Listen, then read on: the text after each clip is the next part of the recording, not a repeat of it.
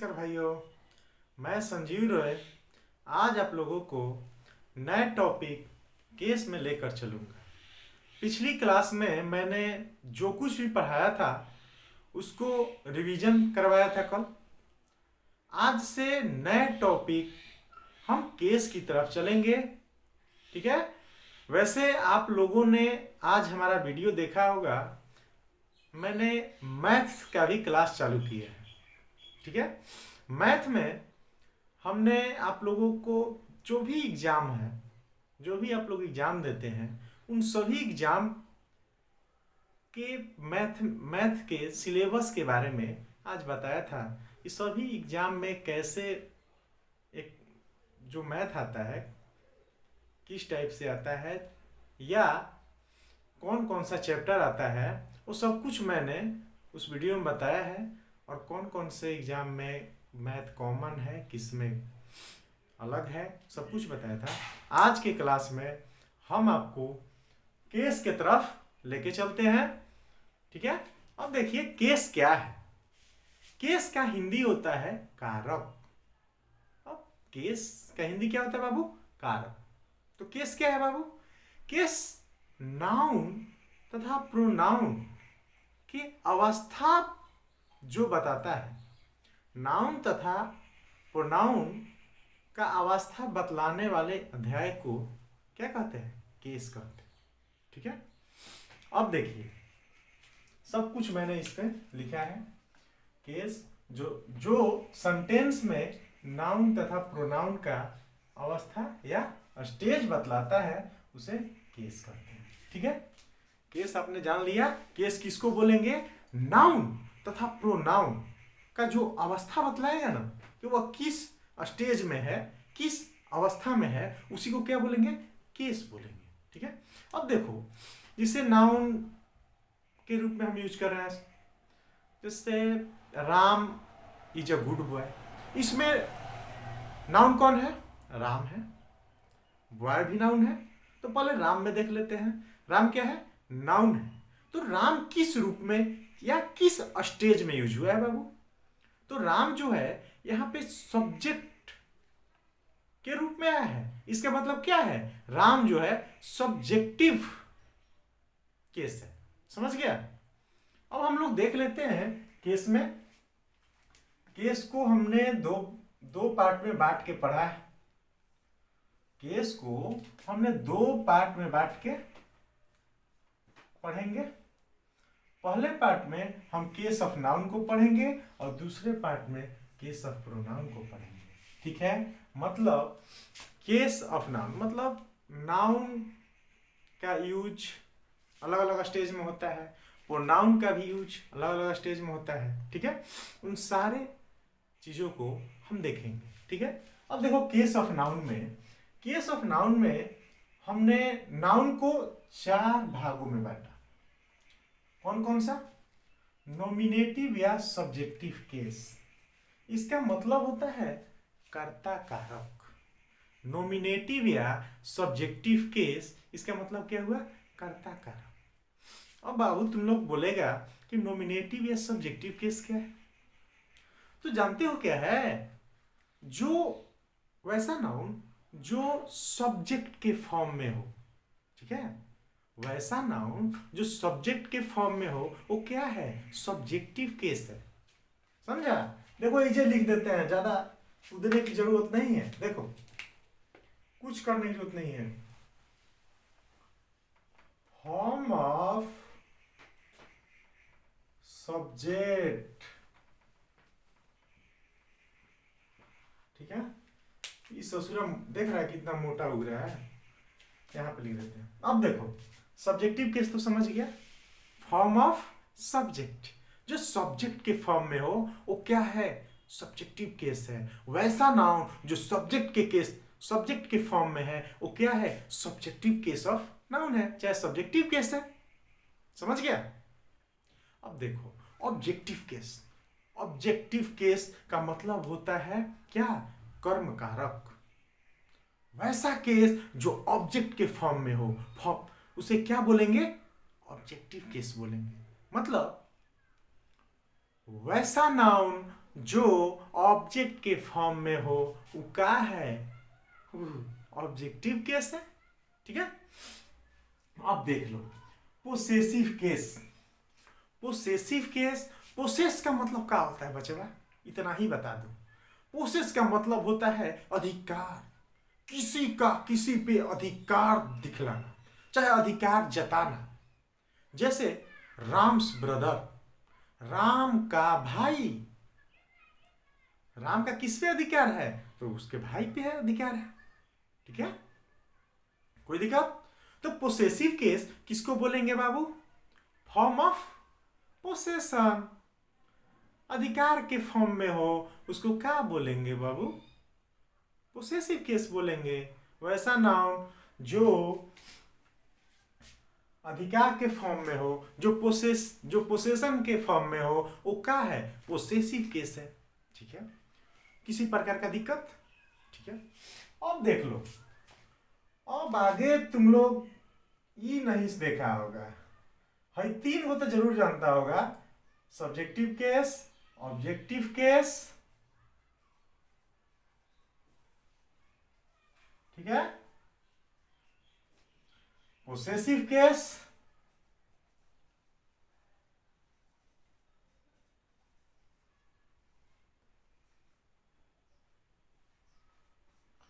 ठीक है, और ये लास्ट वाला जो है तुम लोग नहीं ज्यादा सुना होगा, वोकेटिव केस। वोकेटिव केस नहीं सुना होगा। तो वोकेटिव केस क्या है?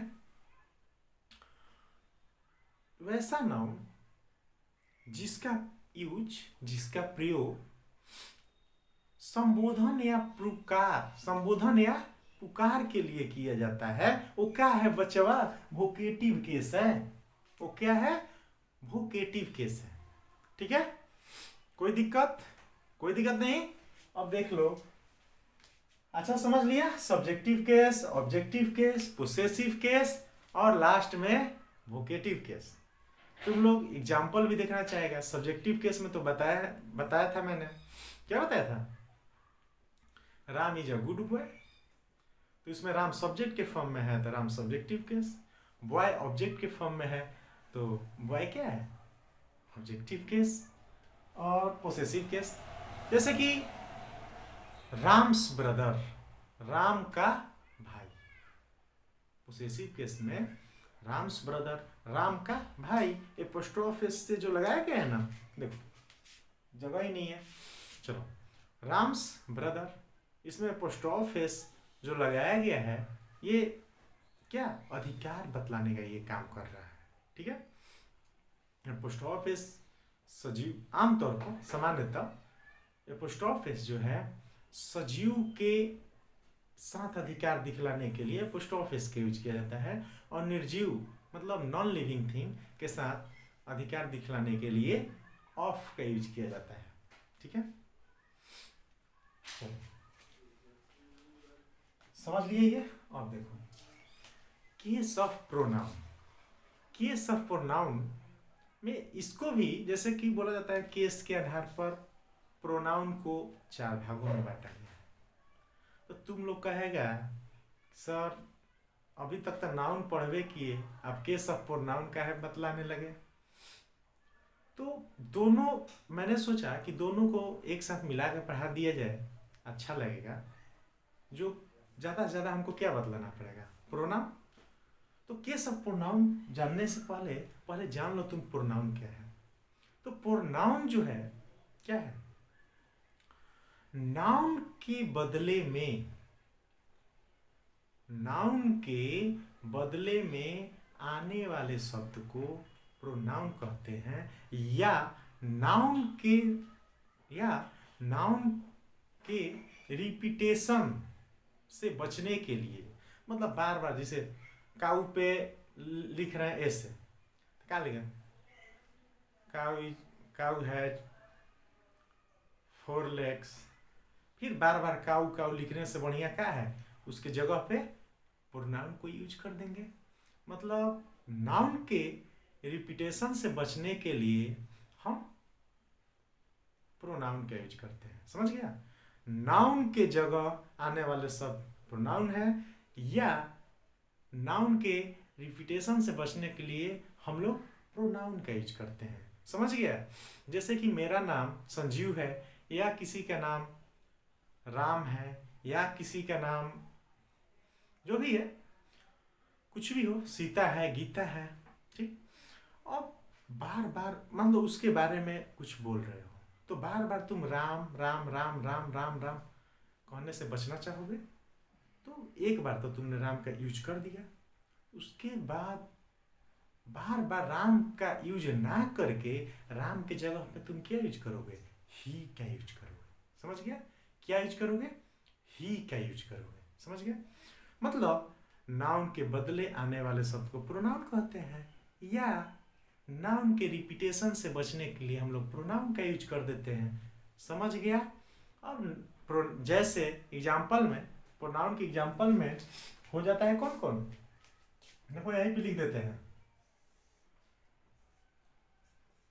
प्रोनाउन के एग्जाम्पल में लिख देते हैं I, we,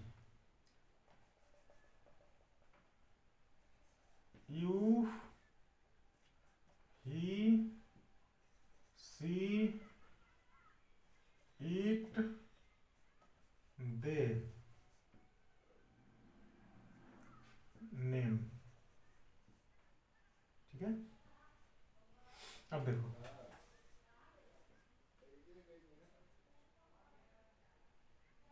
first person, second person, second person, हाई क्या है? Third person. ठीक है? यही प्रोनाउन है। ठीक है? नाउन के रिपीटेशन से बचने के लिए हम लोग क्या किए? प्रोनाउन का यूज कर दिए। अब देख लो, अब तो जान गया ना प्रोनाउन क्या है, तो अब कोई दिक्कत नहीं है केस ऑफ प्रोनाउन जानने में। केस ऑफ प्रोनाउन में भी जान लो, केस के आधार पर प्रोनाउन को भी 4 भागों में बांट दिया है सब। सब्जेक्टिव केस ये भी है, इसमें भी है सब्जेक्टिव या nominative case, objective case, possessive case, अब पोसेसिव केस इन कॉम्प्लीमेंट। समझ गया? अब देखो सब्जेक्टिव केस में देखो, जब प्रोनाउन का सब्जेक्ट फॉर्म ऑफ, देखो subject form of pronoun, pronoun के सब्जेक्ट फॉर्म को क्या बोलेंगे बाबू? Subjective case. ठीक है? Form of subject form, subjective form of pronoun. समझ गया? ठीक है? अब सब्जेक्टिव केस में बताइए दिए थे, सब्जेक्टिव केस ऑफ प्रोनाउन मान के चलो ये है। तो प्रोनाउन के सब्जेक्टिव केस में हमने क्या बताया था कि जब प्रोनाउन सब्जेक्ट के फॉर्म में हो तो क्या सब्जेक्टिव केस में कहलाएगा। ठीक? ऑब्जेक्टिव केस, जब प्रोनाउन ऑब्जेक्ट के फॉर्म में हो तो क्या है? ससुरा ये ऑब्जेक्टिव केस है। ठीक? अब नीचे देखो पोसेसिव केस, जब प्रोनाउन अधिकार दिखले, अधिकार बताए, किसी पर किसी का अधिकार दिखे। ठीक है?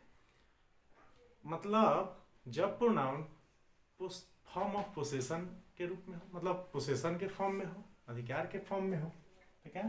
Possessive case. ठीक है? Possessive case. ठीक है? समझ लिया? पोसेसिव केस भी समझिए लिया। जब प्रोनाउन का प्रयोग पोसेशन के फॉर्म में हो तो क्या है? पोसेसिव केस है।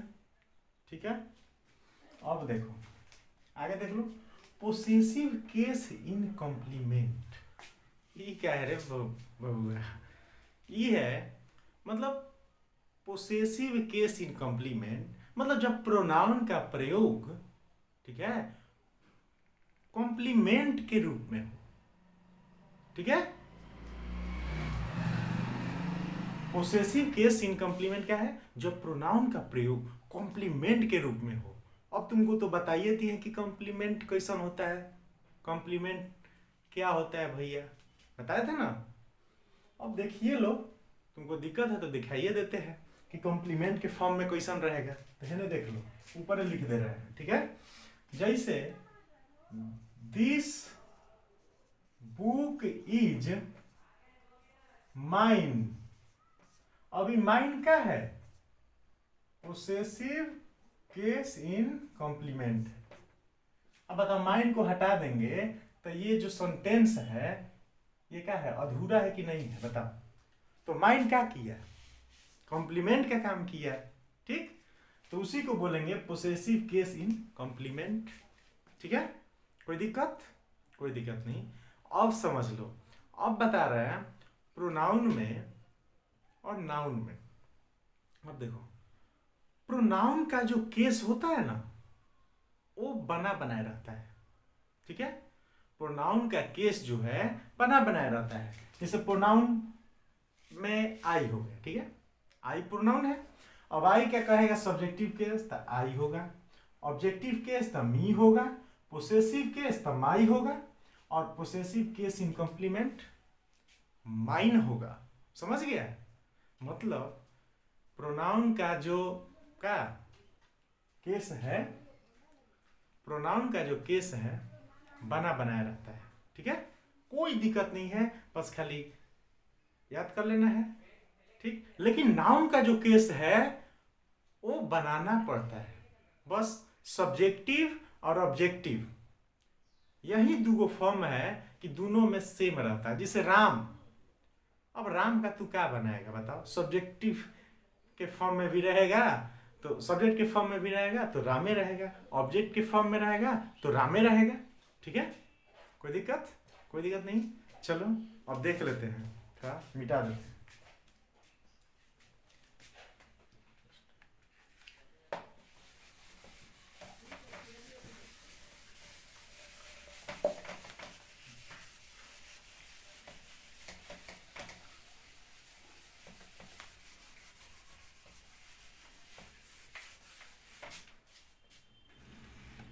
अब देख लो, सब्जेक्टिव, पोसेसिव,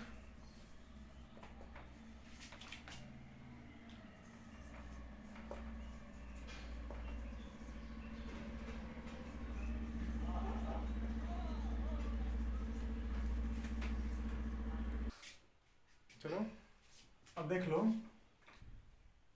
कि जो मैंने बताया था कि नाउन के जो केस होते हैं वो क्या होते हैं? बनाने पड़ते हैं। ठीक, लेकिन प्रोनाउन के जो केस हैं बने बनाए रहते हैं। देखो बनल बनायल है देख, सब्जेक्ट के फॉर्म में जब आई है, देखो आई, आई सब्जेक्टिव केस में क्या आई हो जाएगा? पोसेसिव के रूप में आई का पोसेसिव केस क्या हो जाएगा? माई। ऑब्जेक्टिव केस मी, आई का ऑब्जेक्टिव केस मी। और मैंने जो बताया था ना कॉम्प्लीमेंट के रूप में, possessive case in compliment I का क्या हो जाएगा? माइन हो जाएगा। अब देखिए वी का सब्जेक्टिव केस में वी, पोसेसिव केस में आवर, ऑब्जेक्टिव केस में क्या हो जाएगा? अस हो जाएगा, और पोसेसिव केस इन कॉम्प्लीमेंट में क्या हो जाएगा? आवर्स। ठीक है, अच्छा से उतार लेना, अच्छा से याद कर लेना इसको। अब देखो यू, यू का सब्जेक्टिव केस में यूए होता है, पोसेसिव केस में योर होता है, ऑब्जेक्टिव केस में यू होता है, और पोसेसिव केस इन कॉम्प्लीमेंट में योर्स होता है।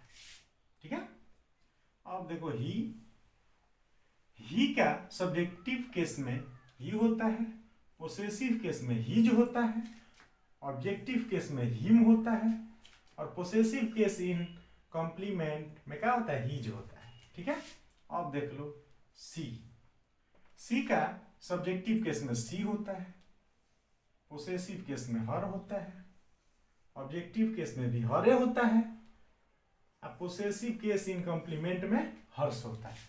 ठीक है, अब ईट का देख लो, ईट का सब्जेक्टिव केस में ईटे होता है, पोसेसिव केस में इट्स होता है, ऑब्जेक्टिव केस में क्या होता है? ईटे होता है। ठीक है, अब पोसेसिव केस इन कॉम्प्लीमेंट में इट्स होता है। ठीक, अब देख लो दे, बबुआ दे का क्या होता है? सब्जेक्टिव केस में दे होता है, पोसेसिव केस में दियर होता है, ऑब्जेक्टिव केस में देम होता है, और पोसेसिव केस इन कॉम्प्लीमेंट के रूप में क्या होता है ससुरा, ये दियर्स होता है। समझ गया? कोई दिक्कत? कोई दिक्कत नहीं। अब देखो प्रोनाउन का केस तुम जानिए गया टोटल, क्योंकि बनल बनल रहता है। अब आगे के क्लास में हम लोग देखो क्या बताए थे हम, नाउन के दो केस सेम रहते हैं, सब्जेक्टिव और ऑब्जेक्टिव। जैसे बताए थे राम सब्जेक्ट के रूप में रामे रहेगा, ऑब्जेक्ट के रूप में भी रामे रहेगा, ठीक है। लेकिन क्या पोसेसिव केस जो है ना, नाउन का पोसेसिव केस जो है उसको बनाना पड़ता है, उसका नियम होता है। उस नियम को हम लोग अगले क्लास में देखेंगे। आज के लिए इतना ही। Love you. अच्छा रहे, मस्त रहे, तंदुरुस्त रहे। बाय।